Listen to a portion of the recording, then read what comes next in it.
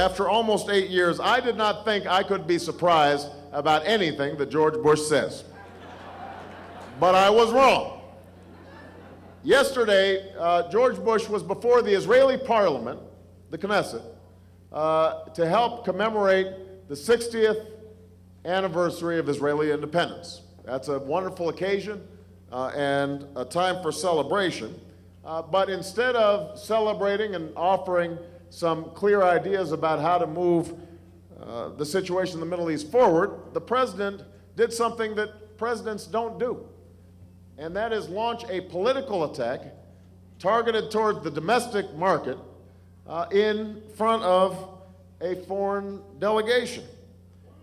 On a day when we were supposed to be celebrating the anniversary of Israel's independence, he accused me and other Democrats of wanting to negotiate with terrorists and said we were appeasers, no different from people who appeased Adolf Hitler. That's what George Bush said in front of the Israeli parliament.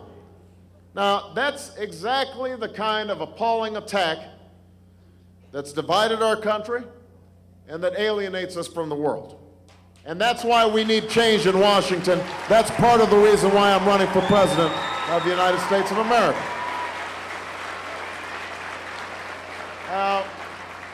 Now that was frustrating enough, but then John McCain gives a speech.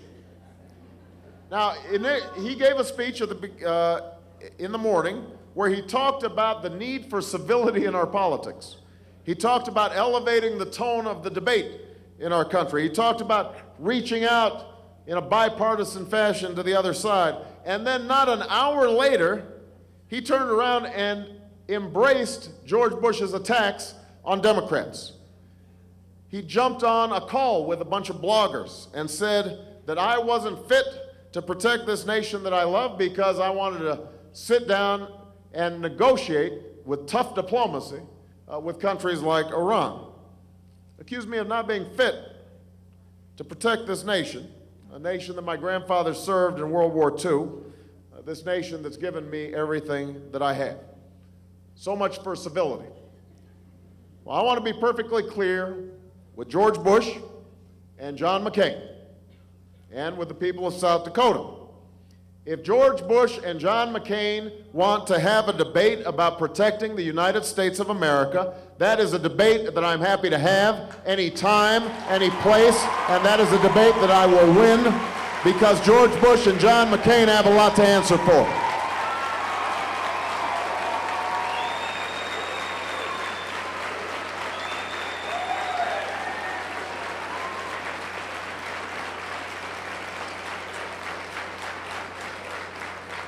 George Bush and John McCain have a lot to answer for.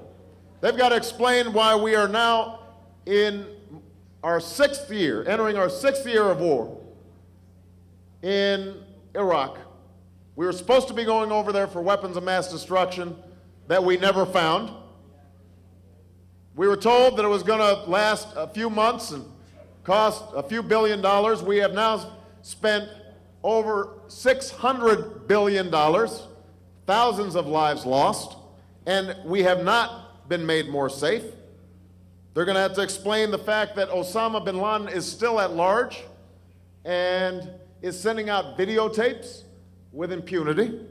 They need to answer for the fact that Al-Qaeda's leadership is stronger than ever because we took our eye off the ball in Afghanistan.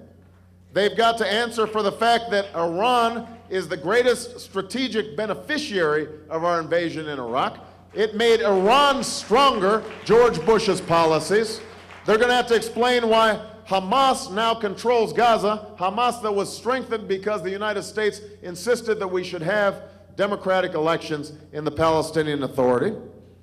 They're going to have to explain why it is that Iran is able to fund Hezbollah and poses the greatest threat to America and Israel in the Middle East in a generation. That's the Bush-McCain record on protecting this country. Those are the failed policies that John McCain wants to double down on because he still hasn't spelled out one substantial way in which he'd be different from George Bush when it comes to foreign policy. So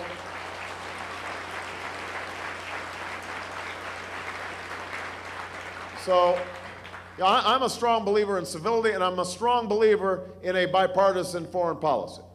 But that cause is not served with dishonest, divisive attacks of the sort that we've seen out of George Bush and John McCain over the last couple of days.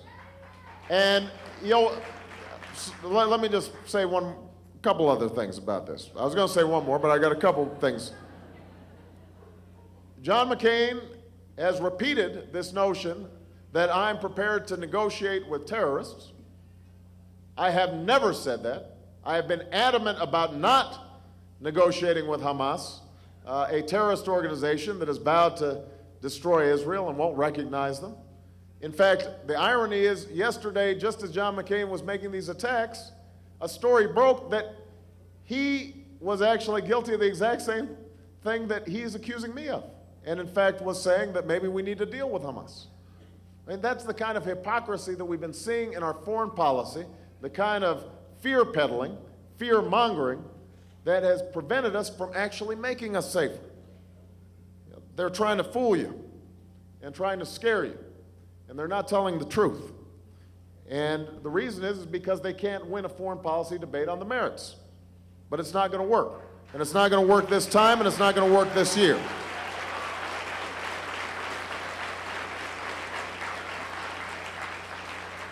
Our Iran policy is a complete failure right now. And that's the policy that John McCain is running on. He has nothing to offer except the naive and irresponsible belief that tough talk from Washington will somehow cause Iran to give up its nuclear program and support for terrorism. I'm running for president to change course, not to continue George Bush's course. I believe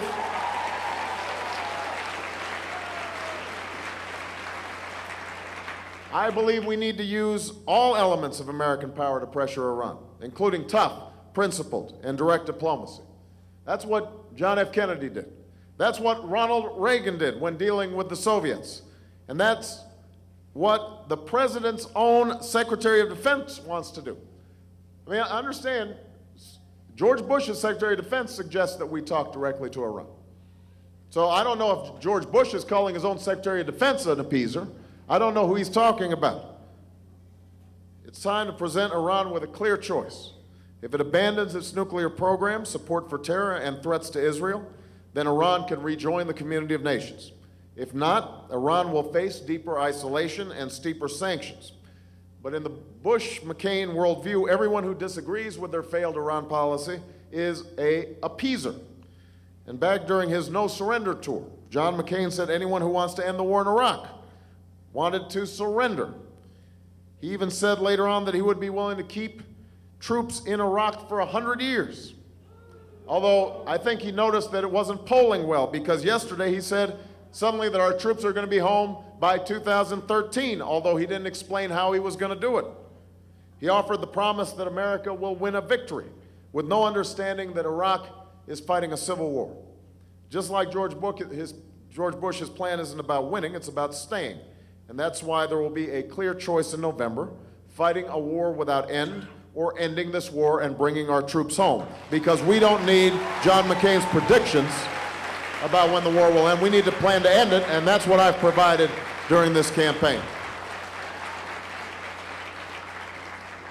The American people have had enough of the division and the bluster.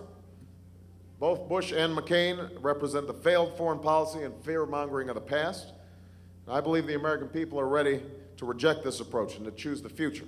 I think you're ready for change that unites this country and ends this war and restores our security and standing in the world, and that is serious about a bipartisan foreign policy. You can't suggest that you want to be bipartisan and then run the kinds of campaign tactics that we've been seeing over the last couple of days. You got to start while you're campaigning. And that's why we need to bring about some change in the White House.